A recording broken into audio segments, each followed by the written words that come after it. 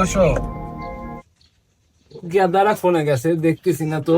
ফোনে আর গেছে, সারাদিন টই টই করে ঘুরে বেড়ায়, কোনো কর্ম করে না। ওরে কথা বাদ দাও, লাও পান খাও। তাহল দুইটির চিনতে আয় আর ভালো লাগে না। আগে তাও জোন মন আসিলাম, কর্ম করে খাওয়াইছি। এখন বুড়ো হয়ে যাচ্ছি, এক পাও কব্বরে চলে গেছে। আমি মরে গেলে ওরা যে কি করে খাবি। আব্বা, আব্বা কয়টা টাকা দাও তো, বন্ধুদের হাতে ঘুরবে যাবো। কয়টা বাপ? দাও 1020 টাকা দাও। 20,000 টাকা? এত টাকা লাগে ঘুরতে বাপ? কক্সবাজার যাবো, সমুদ্র সৈকত দেখবে। টাকা লাগবে তো কি, টাকা ছাড়া এখন কিছু হয়? অত টাকা তো নাই বাপ, অল্প কয়টা টাকা লিয়ে আশপাশ দিয়ে একটু বেড়ায়।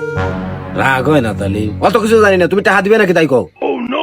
এ তোর বাপের হাতে এত উত্তেজিত কথা কইস কে?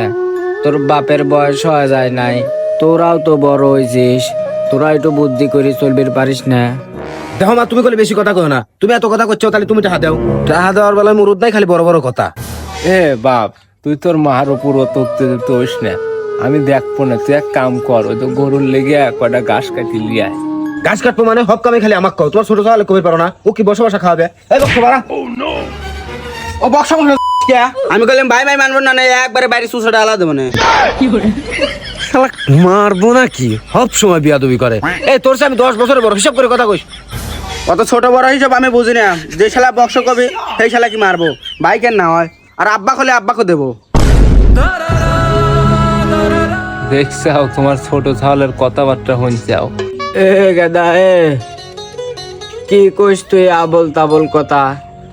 তুই সাওয়ালয়া বাপেক মারবি? তোরে 2 বার আর কোনোদিনও জ্ঞান কাণ্ড হবি লয়। বাপ মার হাতে কেবা করে কথা কওয়া লাগে তোরা জানিস না। লক করো, তোমার মতো মুরগুর কাছ থেকে আমার কথা হিয়া লাগবিল। পরে কি সুন্দর আলে হইয়া আসলাম, বাইরে ডাক দিলে আসিন আর দাও, আমি গম পাইলাম। খাও। বাপরে তোমার দাঁত, অত কিছু বুঝি না আব্বা। কালকের মধ্যে আমার কক্সবাজার যাওয়ার 20,000 টাকা দিবে, না হলে আমি ঘর বাড়ি আগুন দিয়ে পুরা দেবো। পাওয়া গেলে আমার এই 2 সালের জ্ঞান বুদ্ধি কবে হবে?